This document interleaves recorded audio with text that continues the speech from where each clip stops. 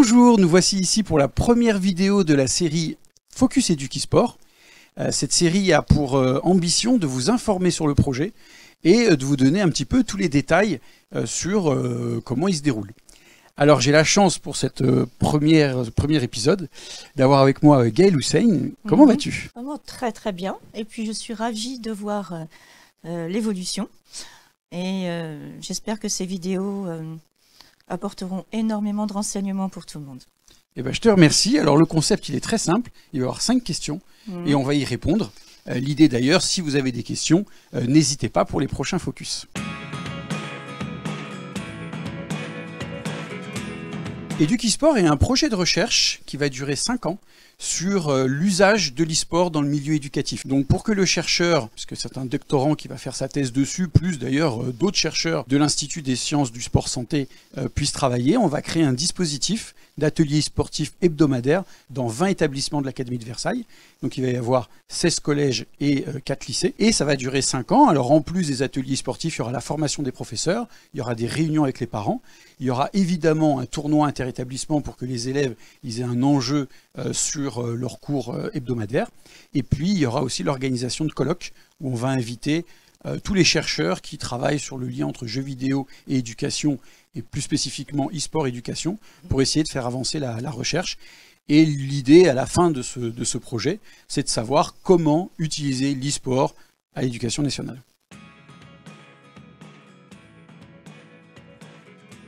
Alors, nous sommes rencontrés avec Rémi Chanson lorsque Corentin devait intégrer une structure, donc il avait intégré Millennium. Et nous nous étions rencontrés à la Gamer Assembly pour parler des contrats, ce qui n'était pas évident, ce qui était même très tendu. C'était en 2014, il y a un Oui. peu prescription quand même. Oui, mais quand même, ne travaillant que dans le milieu médical, le côté contrat, sponsor ou autre, c'était quand même assez compliqué pour moi également. Donc par la suite, il y a eu Ronan Carbone, qui a été aussi chez Armatim. Donc finalement, beaucoup d'enfants sont passés par toi. Et lorsque j'avais eu cette idée qui me tenait à cœur depuis très longtemps de lancer des ateliers e-sport au sein des collèges, parce que Corentin, ayant eu des difficultés au lycée avec les professeurs, les réflexions désobligeantes, je lui avais dit un jour tu verras, on aura des ateliers avec l'évolution du numérique au sein des collèges ou des lycées. Donc, après quelques recherches, j'ai pris les plus grands professionnels de ce milieu de l'e-sport, donc Rémi Chanson et Nicolas Beson, qui ont accepté. Et vraiment, le travail, il est extraordinaire aujourd'hui. Moi, je ne fais plus rien. C'est le travail aujourd'hui de Rémi Chanson. Voilà. Et de l'Académie de Versailles, de la DAN. Enfin, beaucoup de monde maintenant travaille sur ce projet. Et je suis ravie. Alors voilà, c'est vrai qu'on s'est rencontrés à la GA 2014, donc il y a un peu un lien avec la suite, c'est que les parents souvent étaient un peu intrigués par ces carrières des sportifs. Donc Corentin, son fils, avait déjà une carrière professionnelle assez rapidement, beaucoup de sponsors, évidemment beaucoup d'attention. Et c'est vrai que pour un parent à l'époque, on parle de 2014, c'était pas forcément quelque chose de facile à gérer. Et puis Gaëlle s'occupe de ses enfants, donc elle s'intéressait à ce qu'il faisait. D'ailleurs, tu as même été gérante de sa première société, Gotaga SRL. Et donc, c'est vrai que quand elle est venue me chercher pour l'organisation d'ateliers e-sport dans les collèges, pour d'un côté, en effet, un petit peu acculturer à l'e-sport les professeurs, on va dire le milieu éducatif, et en plus, s'intéresser vraiment aux parents, c'est-à-dire tous ces parents qui voient leurs enfants jouer sans trop forcément savoir ce qu'ils doivent dire, ce qu'ils doivent ressentir. C'est pour ça qu'on a dit oui avec Nicolas. Et quand elle dit qu'elle ne fait plus rien, non, elle s'occupe aussi beaucoup de tout ce qui est question parentalité, c'est-à-dire comment les parents appréhendent le jeu vidéo au sein de la famille, du foyer.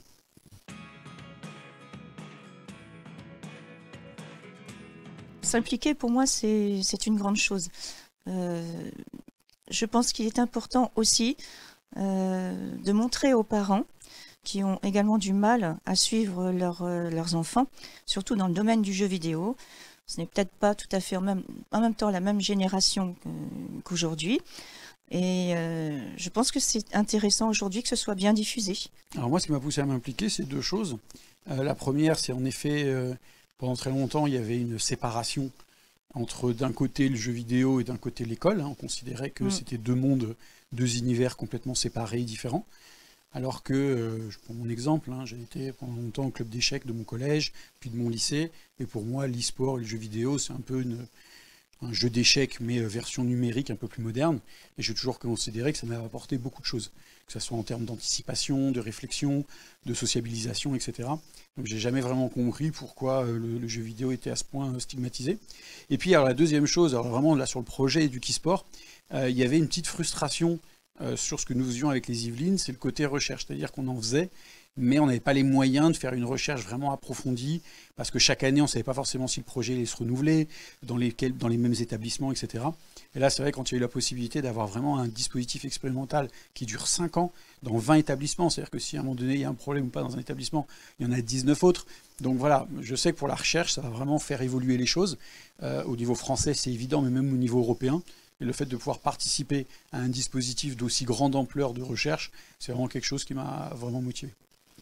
Et j'ai envie de compléter, c'est que ce projet, c'était très très important aussi de témoigner auprès des parents, et même certains professeurs et des élèves, mais surtout les parents qui avaient énormément de questions, parce qu'ils se sentent un peu perdus. Face à l'éducation, face aux jeux vidéo, comment intervenir, comment parler à leurs enfants, comment être dans la communication et accepter aussi le jeu vidéo, ce qui n'est pas évident partout. Et je pense que témoigner, apporter une expérience du vécu en tant que parent qui n'était pas du tout dans le jeu vidéo, à part le sport et les études, aujourd'hui, on a été obligé de les accompagner. Donc on passe d'un extrême à l'autre. Mais c'est tout un système.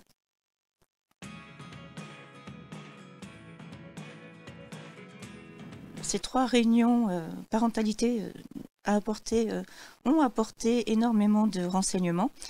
Je pense qu'il était important de témoigner justement devant ces parents qui avaient énormément de questions, en leur faisant comprendre qu'à un moment donné, ils devaient, eux, s'intéresser davantage à ce que faisaient leurs enfants. C'est à eux aussi de s'adapter un peu plus et de poser les questions, ne pas hésiter à poser des questions à leurs enfants en disant « mais sur quel jeu tu joues, quels sont tes amis, qu'est-ce que tu ressens, montre-moi ce jeu, est-ce que je peux participer ?»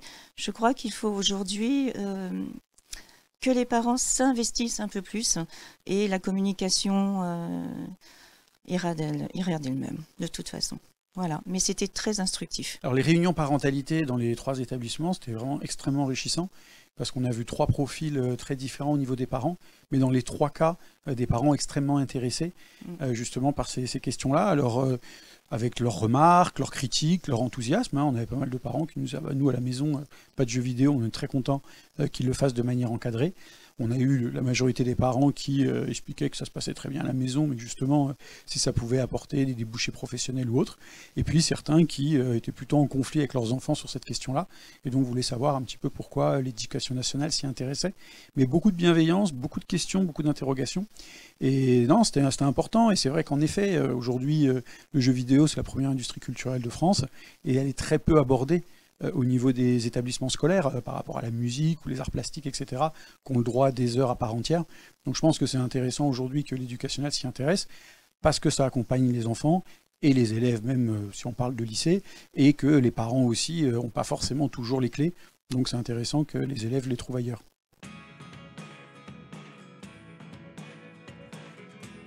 Là, aujourd'hui, sur 5 enfants, je n'ai plus que Titouan qui est en terminale, et Liana qui a 12 ans en 5e. Ils font leurs devoirs, mais à partir du moment où nous sommes intéressés à ce qu'ils faisaient, à leur jeu, leur temps de jeu également, il y a énormément de respect. C'est-à-dire qu'ils seront là pour manger avec nous, contrairement au tout début où ce n'était pas du tout... ça n'allait pas dans le bon sens. Donc maintenant qu'on a instauré quelques règles, à l'école ça se passe bien. Après les devoirs, ils ont le droit de faire leur jeu. Et puis même le week-end, mais ça n'empêche pas qu'ils puissent participer à un club d'échecs, faire de la gym ou aller en pièce de théâtre. Voilà. un respect s'est instauré. Moi j'ai 2 enfants, un qui est en 5e, un en 3e. Alors, ce qui est intéressant, c'est qu'ils ne réagissent pas vraiment de la même manière aux jeux vidéo et à l'e-sport. Donc ça aussi c'est intéressant, il ne faut pas voir les élèves comme un bloc monolithique, où ils font tous la même chose, ils sont tous pareils, ils pensent tous pareil. Chaque enfant est très différent et donc chaque enfant perçoit le jeu vidéo de manière assez différente. Donc je prends celui qui est en 5e, donc lui il aime bien des jeux du type Fortnite, il aime jouer à League of Legends, etc.